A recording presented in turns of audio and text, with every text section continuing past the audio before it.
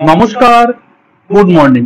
তোমরা দেখছো তোমাদের প্রিয় channel exam guide by Nitu. বন্ধুরা, এসএসসি এমটিএস জিকে ক্লাসে তোমাদের জানাই স্বাগত। তোমরা যারা এবছর এসএসসি এমটিএস পরীক্ষা দেবে, তোমাদের জন্যই আমি নিয়ে এসেছি 2024 সালে এসএসসি এমটিএস পরীক্ষায় এসে যাওয়া সাধারণ জ্ঞানের প্রশ্ন নিয়ে এই বিশেষ ক্লাস। আজকে আমি করাচ্ছি 37তম ক্লাস, যেটি 23শে অক্টোবর 2024 সালে দ্বিতীয় শিফটে পরীক্ষায় এসেছিল। তো বন্ধুরা, তোমরা যারা এখনো পর্যন্ত চ্যানেলটি সাবস্ক্রাইব করোনি, তো অবশ্যই চ্যানেলটি সাবস্ক্রাইব করে নেবে। ভিডিওটা ভালো লাগলে লাইক করবে, বন্ধুদের সঙ্গে শেয়ার করবে। তো চলো শুরু করছি আজকের প্রশ্নপত্রগুলো।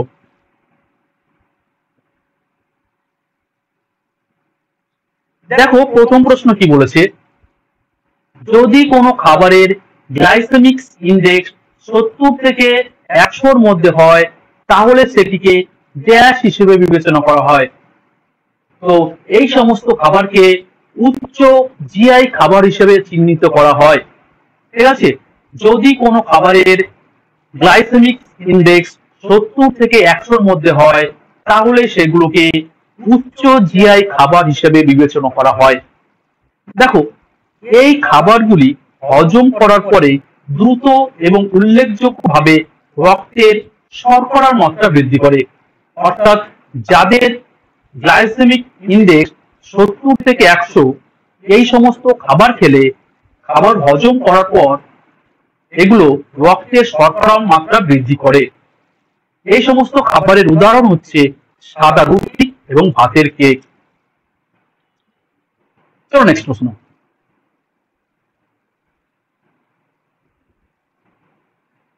পরবর্তী প্রশ্ন, ড্যাশ সালের এশিয়ান গেমসের ফাইনাল ম্যাচটি ইন্দোনেশিয়ার জাকার্তায় অনুষ্ঠিত হয়েছিল। ফুটবলে দক্ষিণ কোরিয়াকে 2-1 গোলে হারিয়ে ভারত স্বর্ণ পদক জিতেছিল। তো এখানে কোন বছরের কথা বলা হয়েছে? তো এখানে 1962 সালের কথা বলা হয়েছে। 1962 সাল, অপশন ডি। ঠিক আছে, 1962 সালের এশিয়ান গেমসের ফাইনাল ম্যাচটি ইন্দোনেশিয়ার জাকার্তায় অনুষ্ঠিত হয়েছিল, যেখানে ভারতীয় ফুটবল দল দক্ষিণ কোরিয়াকে 2-1 গোলে হারিয়ে ভারত স্বর্ণ পদক জিতেছিল। দেখো, প্রথম এশিয়ান গেমস 1951 সালে ভারতের নতুন দিল্লিতে অনুষ্ঠিত হয়েছিল। ঠিক আছে, ভারতের নতুন দিল্লিতে কিন্তু অনুষ্ঠিত হয়েছিল প্রথমবারের এশিয়ান গেমস। আর ভারতে এখনো পর্যন্ত দুবার এশিয়ান গেমস হয়েছে, একটি 1951 সালে, অপরটি 1982 সালে। 2026 সালে এশিয়ান গেমস হবে জাপানের আইসি প্রিফেকচার এবং নাগোয়া শহরে। জাপানের আইসি প্রিফেকচার এবং নাগোয়া শহরে 2026 সালের এশিয়ান গেমস অনুষ্ঠিত হবে।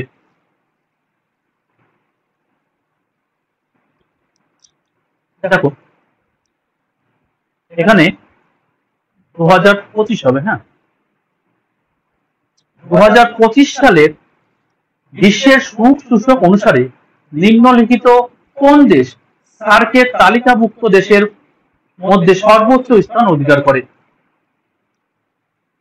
তো 2025 সালে সার্ক তালিকাভুক্ত দেশের মধ্যে সবচেয়ে সুখী দেশ হচ্ছে ভুটান। অপশন ডি সঠিক উত্তর। আর 2023 সালে ছিল নেপাল। ঠিক আছে, 2023 সালে সার্কের মধ্যে সবথেকে সুখী দেশ ছিল নেপাল। দেখো, 2025 সালের ওয়ার্ল্ড হ্যাপিনেস রিপোর্ট অনুসারে ফিনল্যান্ড বিশ্বের সবচেয়ে সুখী দেশ। আর 2025 সালের রিপোর্ট অনুযায়ী ভারতের স্থান হচ্ছে 118তম।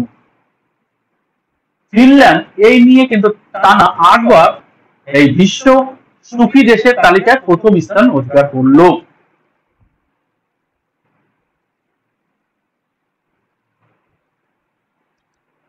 পরবর্তী প্রশ্ন, দেখো কি বলেছে,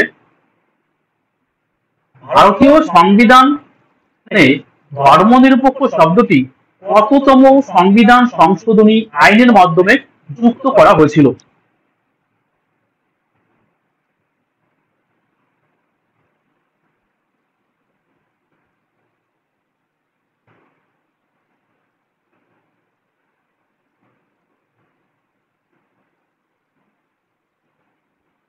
তো ধর্মনিরপেক্ষ শব্দটি ভারতীয় সংবিধানে 42তম সংবিধান সংশোধনের মাধ্যমে কিন্তু যুক্ত করা হয়। ঠিক আছে, তো অপশন সি হয়ে যাবে সঠিক উত্তর, 42তম সংবিধান সংশোধনের মাধ্যমে। দেখো 1976 সালে যখন সংবিধান সংশোধনী হয়, অর্থাৎ 42তম সংবিধান সংশোধনী হয়, তখন ভারতের প্রধানমন্ত্রী ছিলেন শ্রীমতী ইন্দিরা গান্ধী। শ্রীমতী ইন্দিরা গান্ধী ছিলেন 1976 সালে যখন 42তম সংবিধান সংশোধনের মাধ্যমে ধর্মনিরপেক্ষ শব্দটি যুক্ত করা হয়, তখন ভারতের প্রধানমন্ত্রী।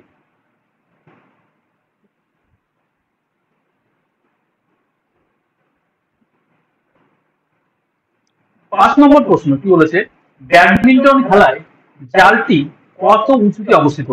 তো ব্যাডমিন্টন খেলায় যে জাল সেটা মাটি থেকে কত উপরে থাকে? সঠিক উত্তর হবে 5 ফুট।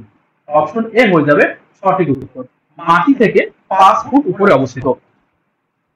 দেখো ব্যাডমিন্টন কোর্টের ডাবল খেলার জন্য দৈর্ঘ্য হলো 13.4 মিটার বা 44 ফুট, আর প্রস্থ হচ্ছে 6.1 মিটার বা 20 ফুট।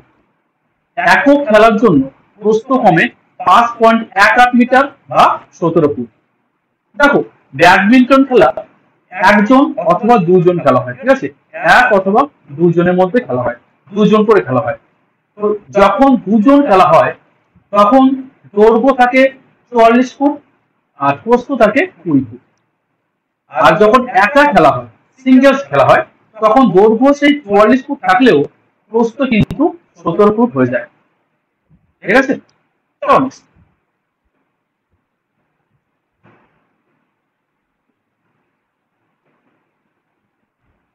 কোন ক্ষেত্রে বিশেষ অবদানের জন্য 2004 সালে হরিহরনকে পদ্মশ্রী পুরস্কারে ভূষিত করা হয়?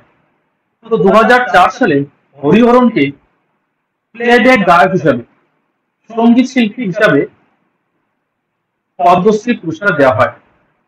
দেখো পদ্ম পুরস্কার 3টি বিভাগে দেওয়া হয়। এই 3টি বিভাগ হচ্ছে পদ্মবিভূষণ, পদ্মভূষণ এবং পদ্মশ্রী। পদ্মবিভূষণ, পদ্মভূষণ এবং পদ্মশ্রী, এটা হচ্ছে পদ্ম পুরস্কার শ্রেণী বিভাগ। আর এই পুরস্কারগুলো প্রথম দেওয়া হয় 1954 সালে। আর 1954 সাল থেকে আরেকটি পুরস্কার দেওয়া হয়, সেটা হচ্ছে ভারত রত্ন। ঠিক আছে, ভারত রত্ন কিন্তু 1954 সাল থেকে দেওয়া হয়।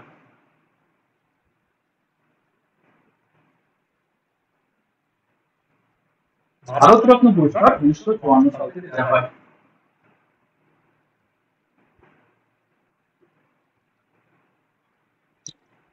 পরবর্তী প্রশ্ন কি বলেছে দেখো, যে ঘটনায় ট্রপোস্ফিয়ারের উচ্চতার সাথে সাথে বায়ুমণ্ডলের তাপমাত্রা স্বাভাবিকের মতো কমার পরিবর্তে বৃদ্ধি পায়, এই ঘটনা গ্যাস নামে পরিচিত। দেখো সাধারণত ট্রপোস্ফিয়ারের উচ্চতা বৃদ্ধির সাথে সাথে তাপমাত্রা হ্রাস পায়, কিন্তু বিশেষ ক্ষেত্রে এই স্বাভাবিক নিয়মকে উল্টে যেতে পারে, যার ফলে উচ্চতা বাড়ার সাথে সাথে তাপমাত্রা বৃদ্ধি পায়। তো এই যে তাপমাত্রা হ্রাসের পরিবর্তে বৃদ্ধি পাওয়া, একে কি বলা হয়?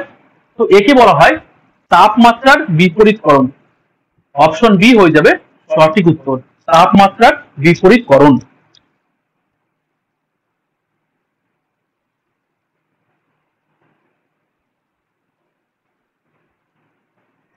দিয়ান-ই-আম, যার উপর কৃত্রা দোড়ার কাজ করা মার্বেলের পাথরের ছাউনি রয়েছে, এটি কোন স্মৃতিস্তম্ভের অংশ?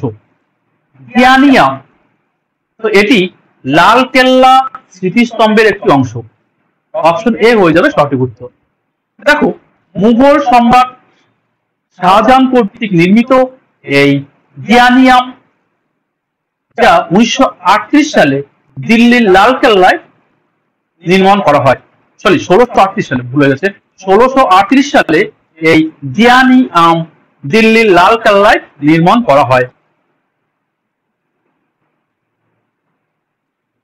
পরবর্তী প্রশ্ন, 2011 সালের আদমশুমারি ছিল ভারতে পরিচালিত কততম সরকারি জরিপ? তো 2011 সালের জনগণনা ছিল ভারতের 15তম সরকারি জরিপ।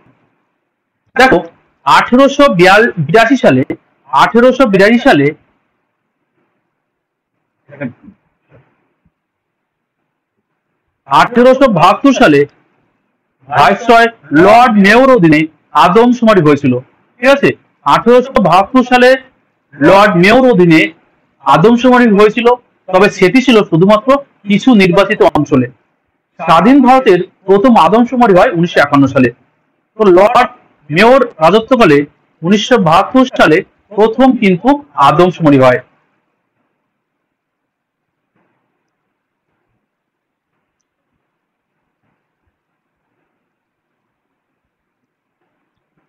নিম্নলিখিত কোন বৈশিষ্ট্যটি অ্যারিস্টটলের প্রাণীদের শ্রেণীবিভাগ সম্পর্কে গুরুত্বপূর্ণ ছিল? তো সঠিক উত্তর হবে বাসস্থান। অপশন এ হয়ে যাবে সঠিক উত্তর।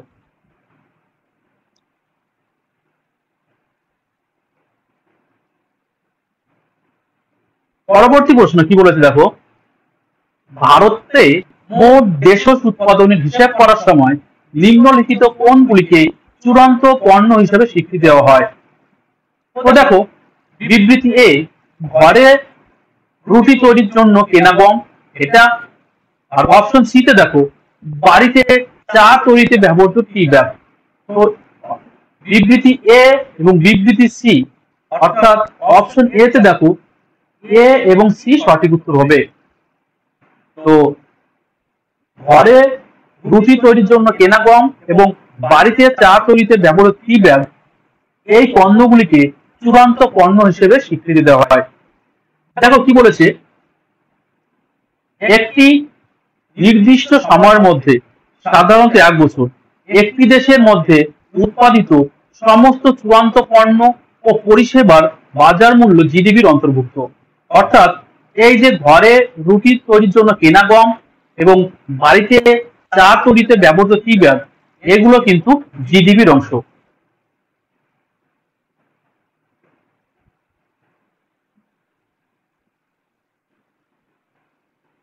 পরবর্তী প্রশ্ন, 12তম প্রশ্ন কি বলেছে দেখো, নিম্নলিখিত সমাজ সংস্কারকদের মধ্যে কে 1876 সালে বোম্বেতে প্রার্থনা সমাজ প্রতিষ্ঠা করেছিলেন?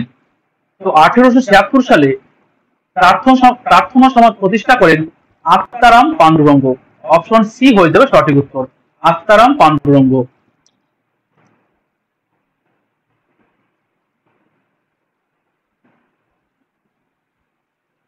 ভারতে রবি মৌসুমে নিম্নলিখিত কোন ফসল উৎপাদিত হয়? তো সঠিক উত্তর হবে গম। গম রবি ফসল। তো যে ফসল শীতকালে বপন করা হয় সেই সমস্ত ফসলকে বলা হয় রবি ফসল। রবি ফসল অক্টোবরের শেষ বা নভেম্বরের প্রথমে কিন্তু বপন করা হয়। অক্টোবর শেষ অথবা নভেম্বরের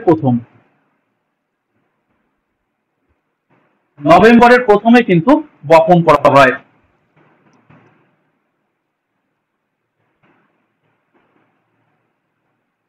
পরবর্তী প্রশ্ন দেখো কি বলেছে, ডাল্টনের পারমাণবিক তত্ত্ব অনুসারে সঠিক বিবৃতি বের করো।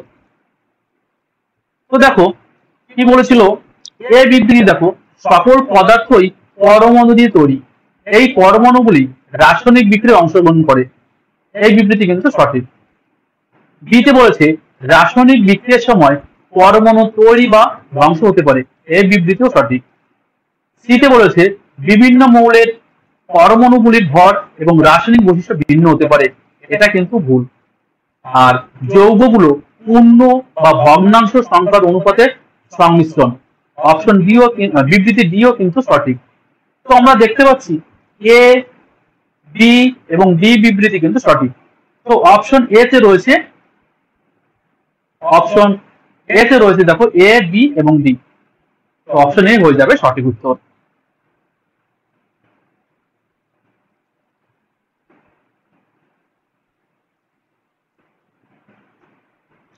পরবর্তী প্রশ্ন, 2023 সালের ফেব্রুয়ারিতে ভারত সফরকারী জার্মান চ্যান্সেলরের নাম কি ছিল?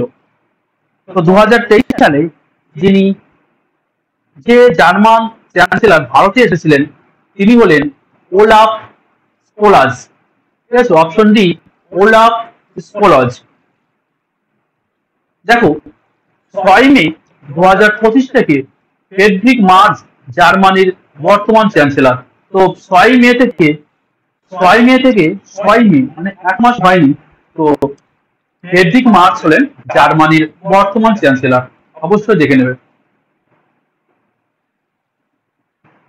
বিখ্যাত উপন্যাস the house of blue mangoes, এটা কি লিখেছিলেন? এটা লিখেছিলেন ডেভিড ডেভিডা। অপশন ডি ডেভিড ডেভিডা, তিনি লিখেছিলেন the house of blue mangoes.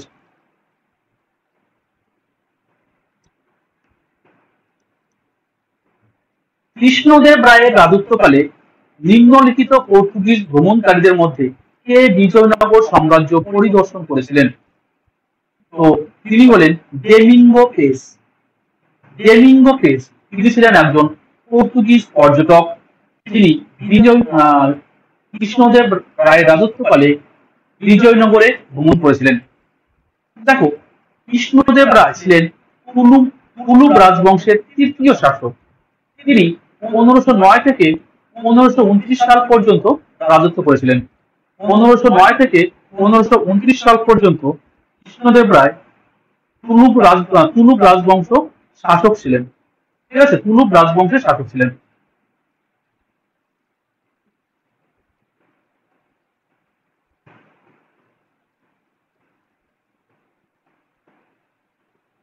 উনিশশো 5 সালে হিন্দু ও মুসলমানরা একে অপরের হাতে রাখি বেঁধে ব্রিটিশ সরকারের গ্যাস সিদ্ধান্তের বিরুদ্ধে ঐক্য ও প্রতিবাদের প্রতীক হিসেবে কাজ করেছিল।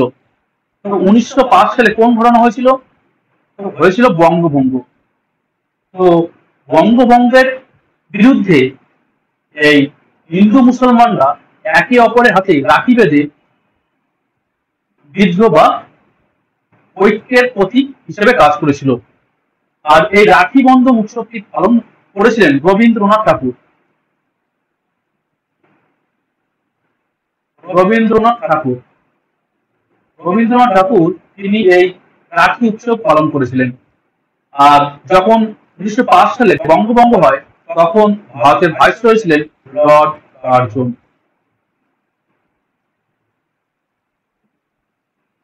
আর বঙ্গভঙ্গ রদ হয়েছিল 1911 সালে। বঙ্গভঙ্গ কিন্তু রদ করা হয়েছিল।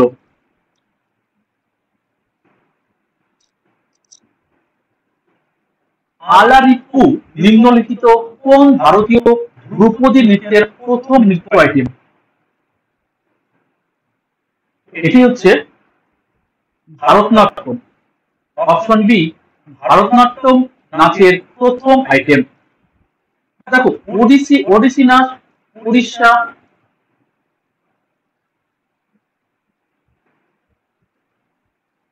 ভারতনাট্যম তামিলনাড়ু, কুচিপুড়ি অন্ধ্রপ্রদেশ, আর কথাকলি কেরালা। ঠিক আছে, পরবর্তী প্রশ্ন।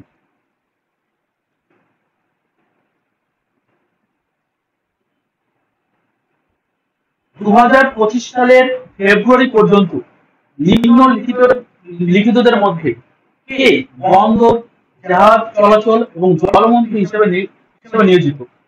তো বর্তমানে কে বন্দর, জাহাজ চলাচল এবং জলপথ মন্ত্রী? তো তিনি হলেন সর্বানন্দ সোনোয়াল। Option A Sarbananda Sonowal.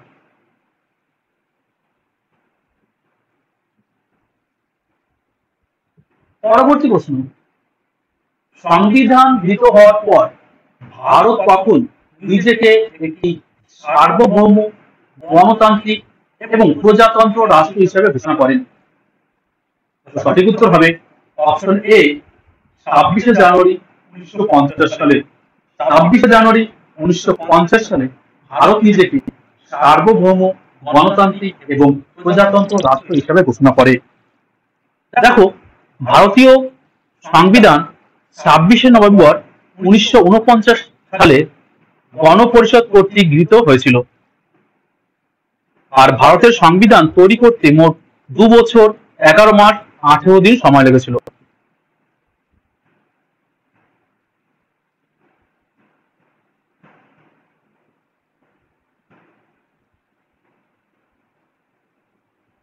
বিখ্যাত সংস্কৃত ব্যাকরণ গ্রন্থ মহাভাষ্য কার লেখা?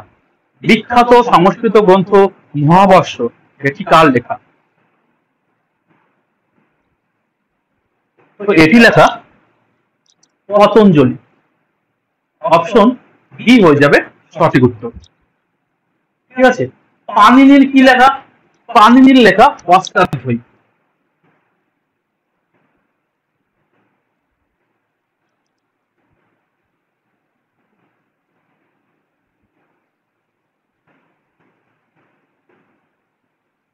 অষ্টাধ্যায়ী পাণিনি। ভরতমুনির কি লেখা? ভরতমুনির নাট্যশাস্ত্র। নাট্যশাস্ত্র নাট্যশাস্ত্র লেখা ভরতমুনি। আর বেদব্যাসের লেখা কি? বেদব্যাসের লেখা মহাভারত।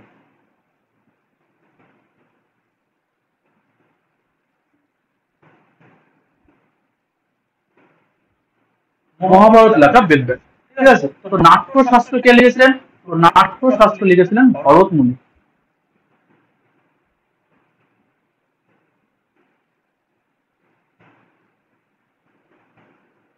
নাট্যশাস্ত্র লিখেছিলেন ভরতমুনি।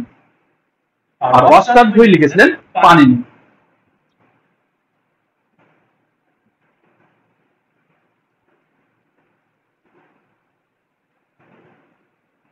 পরবর্তী প্রশ্ন, কোন ভারতীয় রাজ্যের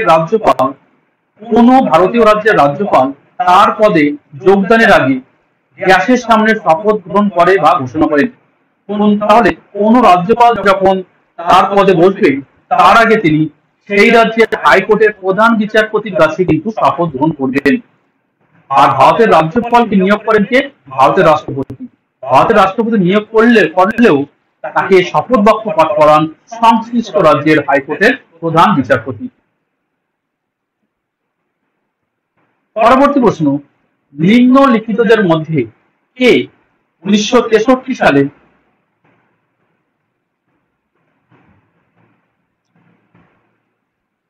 মাদ্রাজে তার কুচিপুড়ি আর্ট একাডেমি প্রতিষ্ঠা করেন?